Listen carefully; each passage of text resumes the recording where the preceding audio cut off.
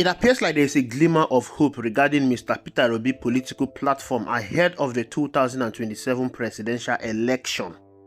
Since the end of the 2023 presidential election, where Mr. Peter Obi was adjudged to have come third, and the political crisis that ensued in the Labour Party where Mr. Peter Obi ran in the 2023 general election, the political future of Mr. Peter Obi has been kept in the dark. There has been a dark cloud surrounding it. Peter Obi, who has a movement of enthusiastic youth called the Obedient Movement, is seen as the closest political rival to Bola Ahmed Tinubu.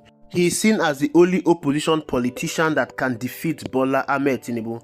But the presence of Atiku Abubakar forming a coalition is casting a doubt regarding the platform that Mr. Peter Obi will run in 2027. And this has left the supporters of Mr. Peter Obi frustrated. David Hundeyin, an investigative journalist and a supporter of Mr. Peter Obi, took to his X account to relay his frustration regarding the dark cloud about Mr. Peter Obi's 2027 presidential ambition. Now, this is what David Hundeyin said.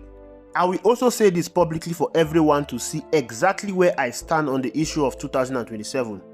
PO, that is Mr. Peter Obi, is the single biggest roadblock to mounting a challenge that has any chance of succeeding in 2027. The simple reason is that he has refused to declare what he wants to do and where he stands.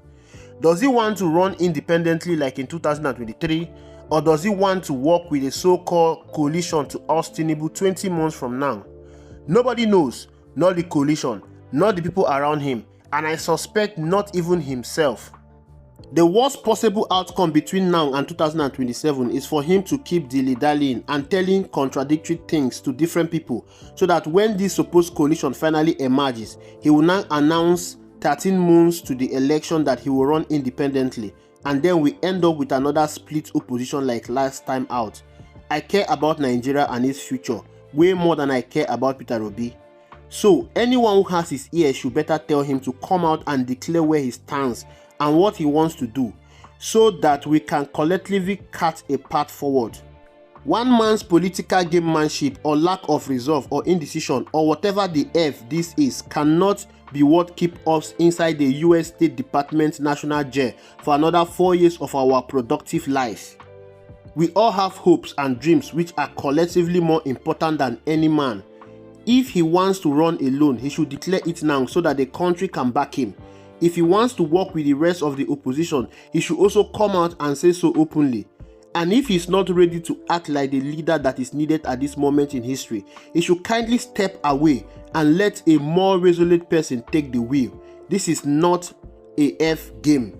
Before we go to the good news regarding Mr. Peter Obi's political ambition in 2027, let us analyze this David Hundeyin's tweet, because some persons are beginning to call him a mole. Some said he was paid by Bola Ahmed Tinubu to make Mr. Peter Obi to reveal his political strategy to the opposition. In fact, there was even a Twitter space that was held in regard to this. But you need to understand that David Hundeyin's tweet is a loud wake-up call. He is fed up with Peter Obi dragging his feet on his 2027 plans. Will Peter Obi run on his own again like he did in 2023? Or will he join forces with a coalition to take on President Bola Ahmed Tinubu? Hundeyin said nobody knows, not the coalition members, not the people close to Obi, and maybe not even Obi himself. He is worried that his back and forth could split the opposition vote once more, leading to another defeat like in 2023. He is straight to the point. Obi needs to speak up now. Declare if he is going solo with a strong team or teaming up with others, or step aside for someone with more backbone. David Hundeyin bring up old wounds like the Labour Party failing to send polling agents across half the country in 2023 because the party former chairman Julius Abure allegedly pocketed the budget and built himself houses. That hit a nerve with supporters who feel betrayed and are tired of being left guessing. This frustration isn't just talk. It is a real problem that is eating at Obi's base. His 2023 run under the Labour Party proved he's got a massive following, especially among young people cut across the country, where he racked up huge numbers. But finishing third shows the crack. The campaign was disorganized and the opposition was all over the place. David Hundeyin's big worry about time makes sense. 2027 is only 18 months away, and every day Obi stay quiet chips away at the time needed to get voters ready, train polling agents, and make sure votes aren't stolen. Supporters are desperate for a leader to guide them, and David Hundeyo's tweet has turned into their battle cry. You can see it in the replies. People are angry, scared, and ready to push Obi to act. But someone close to Mr. Peter Obi has offered a glimmer of hope. Ibrahim H. Abdul Karim is someone that is very close to Mr. Peter Obi, so whatever he says, you have to take it as good. He responded to David Hundeyo, and this is his response: "Be calm. Everything will be concluded by Tuesday night. You will get the full information by Wednesday morning. I hope we, the supporters, will not fail our leaders when the platform is set for mobilization. As I've always said in my previous posts, Mr. Peter Obi is doing his best to get a good bargain within the coalition. I witness his commitment to the coalition to better the life of Nigerians, not just to grab power. I will give the full story of this coalition, and you guys will be very proud of Peter Obi. I will explain the 4 options available for Peter Obi, but coalition is number 1 of his priorities. For now, all support groups are already activated to continue mobilization and voter education.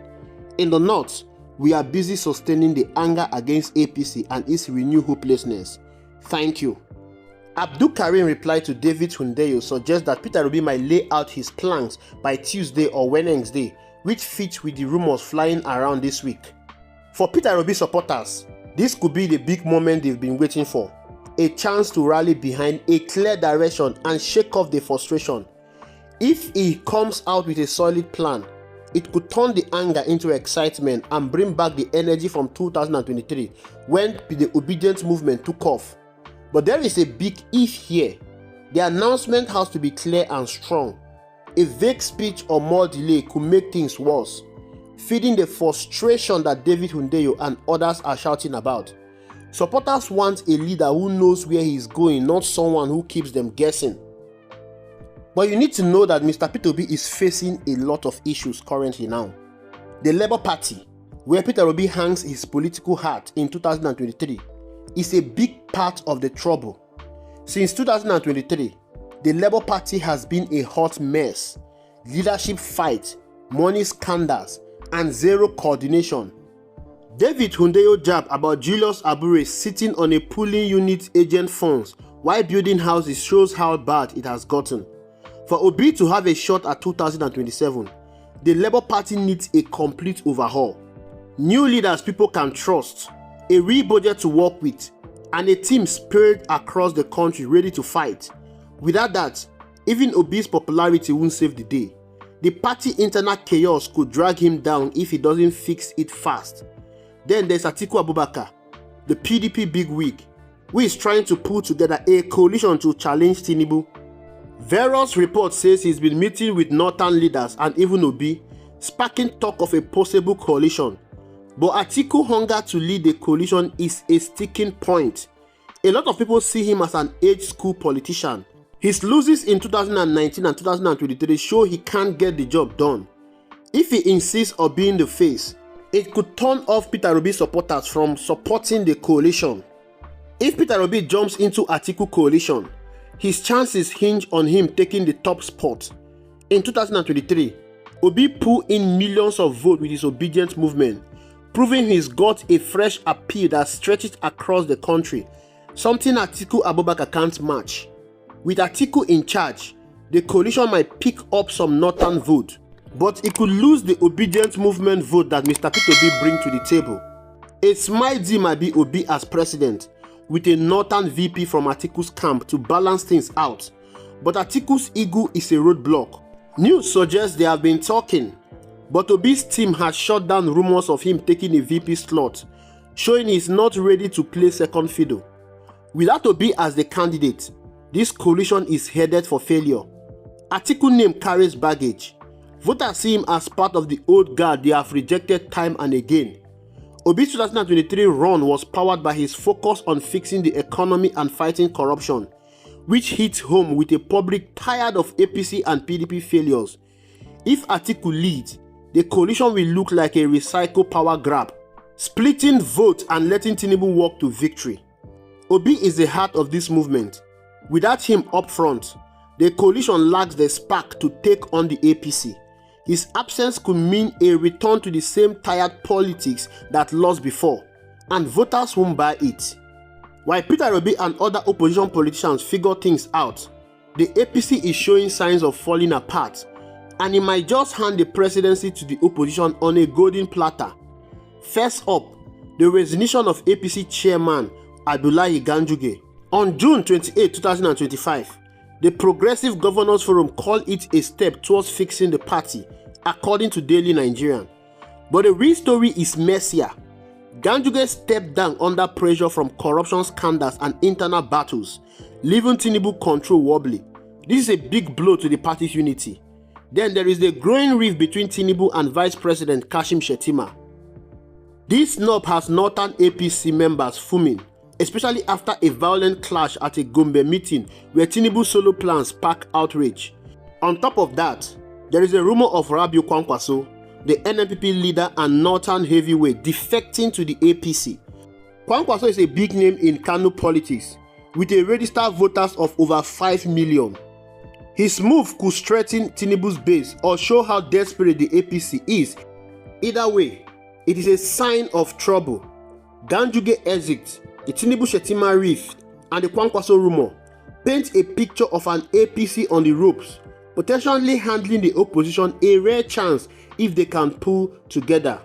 So how does Obi turn the 2023 momentum into a 2027 win? It all starts with Tuesday announcement. If he goes solo, he's got to fix the Labour Party right away, bring in new leaders people can believe in, raise money to fund the campaign, and build a nationwide team with pulling agents to stop vote rigging. His 2023 success showed his strength, but he needs the North to seal the deal. He should hit the road there, meet with northern leaders and community groups, and keep hammering his message about jobs, better roads, and cleaning up corruption. If he joins Atiku coalition, he must demand the presidential ticket. Atiku's northern connections could help, but only Obi can fire up the youth and the most voters across the country. A deal with Obi as president and a northern VP might work, but it needs trust, something Atiku past rivalries make tough to build. Without Obi leading, the coalition will crash and burn, as voters will back Atiku old school style. Obi's obedient movement needs a revival, organize rallies, boost online campaign, and keep the energy alive. The APC struggles are a huge advantage. Ganduje resignation, the Tinubu-Shettima clash, and Kwankwaso rumors show a party losing its grip. Obi can use this by staying focused, declare his candidacy this week, lay out a clear plan for the economy and governance. His grassroots power is his age, and with the APC weakening, he's got a real shot if he plays it smart. Thank you for watching. I will see you in the next video.